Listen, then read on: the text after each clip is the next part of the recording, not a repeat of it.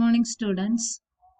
Today we will discuss about functions in Python. So functions in Python, that is what is a function? Function contains set of programming statements considered as a single block. Then functions can be called multiple times to provide reusability and modularity to the Python program. Function is also known as procedure or subroutine in other programming languages. Python provides us various inbuilt functions such as print. So user can create his own function known as user-defined function. We can create our own functions and we can use inbuilt functions also. That are the topics. So we can go through the definition of a function. How will you define a function? When we use functions in other programming languages, there are mainly three steps. That is, first function declaration, function definition, and function call. But in Python, we need only to define a function and then call it. There is no need for the declaration. Here, general format for function definition is keyword used is diff, then function name, parameter list. Here is the full colon. Then function suite, return expression. So we can define a function using the keyword def, and function name can be used here. Then parameters, that is the arguments, we can use in the parameters list. And here a full colon is used for defining a function. Then function suite is the body of the function, and return expression is the function returning some value. So example for defining a function. Here diff is the keyword, function name is avg, then parameters are n1, n2, n3. Here is the full colon, and the body of the statement are the body of the statement. So when we defining a function, we must careful about, first we start with the keyword diff, then function block is started with the colon. That is, the colon must be used here, and all statements are at the same level of indentation. That is, we are not using curly braces for opening and closing. Only indentation is used as the block of statements in Python. So this is the way we can define a function. Keyword used is diff, and function name, parameters list. If parameters are here, then full colon should be put here.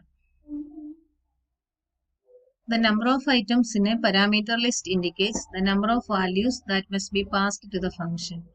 It's called the actual arguments or simply arguments. Then functions are generally defined as at the top of a program. Every function must be defined before it is called. Formal parameters or simply parameters are the placeholder names for the arguments passed. A function may return a value. So parameters list are the number of items in a parameter list. Then functions are generally defined at the top of a program. Every function must be defined before it is called. These are the rules used for handling a function.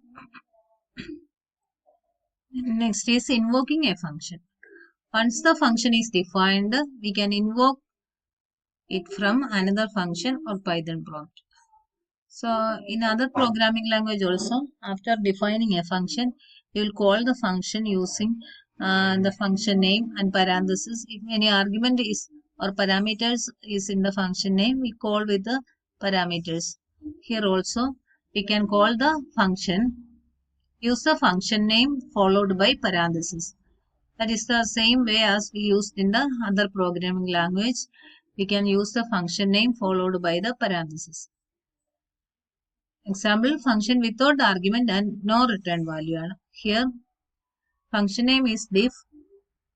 Function name is greeting. So, we can use the keyword diff for defining the function, and full colon is here. The statement contained in the greetings function is print hello. So we can call here greetings function contain no argument and no return value, and we can call the function by simply calling the function name, that is greeting with parenthesis. Here is no full colon in the function call. Full colon is only in the definition of the function, and the output of this function is hello. It is a function without argument and return value. We can use the keyword diff for defining the function. Function name is greeting. Here no parenthesis, no argument, and the statement must be here, that is below the greeting statement. That's function name, and the function call is greeting. This is how we can invoke a function. Next example is function with the argument but no return value. Here function name is f1 and the argument provided is name. Full colon is put here, and the function statement, that is print hello, which is a constant value, and name is the parameter we defined in the function name. That is parameter name should be put in the print statement. So this function f1 contain a parameter, that is the parameter's name is name. So whatever value we call, we use in the function call, that value is substituted in the name. Here function, we can call the function by f1. Here is example double quotes h2, that is the value or parameters. Then this h2 is substituted in the name. So when the statement executed, the print statement is executed, print hello. Hello is printed as such, and for the name place, that is h2 is substituted. So we got the output as hello h2. This is the way we can define a function with the argument but no return value. Here is another example, that is function with the argument and with the return value. Your function name is sum. The parameters are a and b. Two parameters, that is two arguments are provided in the function. And the statement contains return expression. This return the sum of these parameters. Return a plus b. That is the function. So we define the function sum with two parameters, and here is a return statement that contain an expression, that is a plus b. So this function returned the sum of these two parameters. Then we can use the statement, input statement, for reading values from the keyboard. This a and b can be used is input enter a, then b input enter b. So the value we provided in the key through the keyboard is substituted for a and b. Then we can display the values of sum.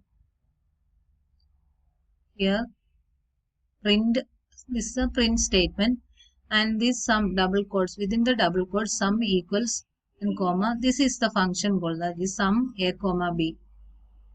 Function name is sum, so we can call the function using the statement sum a comma b, that is here a and b, that is substituted here, and this value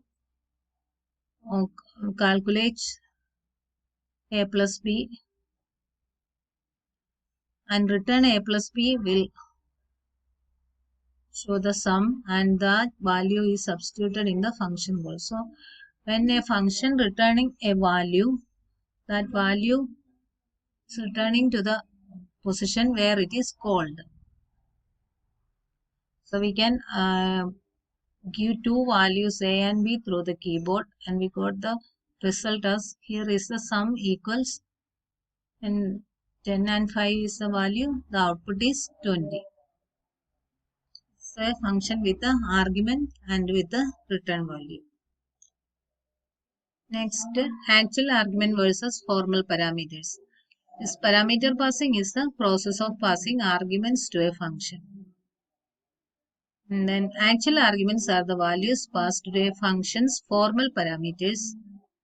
The correspondence of actual argument and formal parameters is determined by the order of the arguments passed and not their name. So the order is is important when we pass the values.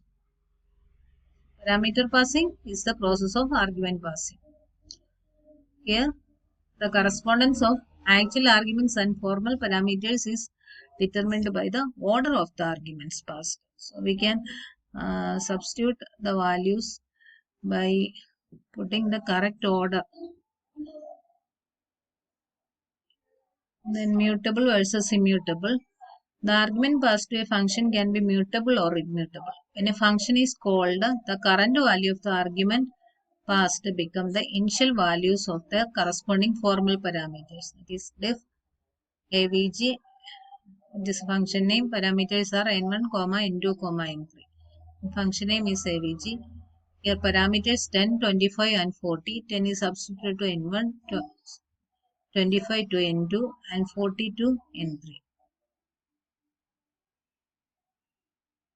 And def avg n1, n2, n3. The function name avg num1, num2, num3. Here variables are passed as actual arguments.